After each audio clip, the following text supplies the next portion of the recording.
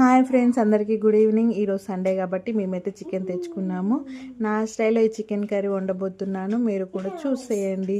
అందరూ ఇలాగే వండుతారులేండి, బట్ ఇది నా స్టైల్ అని నేను అనుకుంటాను. ఫస్ట్ ముందుగా బౌల్ పెట్టి తగినంత ఆయిల్ వేసి ఓల్డ్ గరం మసాలాలు వేస్తాను నేను. ఆ తర్వాత ఒక పచ్చిమిర్చి తగినన్ని, అంటే ఉల్లిపాయలు ఒక 2 ఉల్లిపాయలు వేస్తాను. అది కొంచెం ఫ్రై అయిన తర్వాత చికెన్ వేస్తాను. చికెన్ కూడా కొంచెం మంచిగా మగ్గనిస్తాను ఆయిల్లో. ఆ తర్వాత కొంచెం పుదీనా వేస్తాను. పుదీనా చికెన్ ఇంకొంచెం 2 మినిట్స్ మగ్గిన తర్వాత అల్లం ఎల్లిగడ్డ పేస్ట్ అండ్ పసుపు వేస్తాను.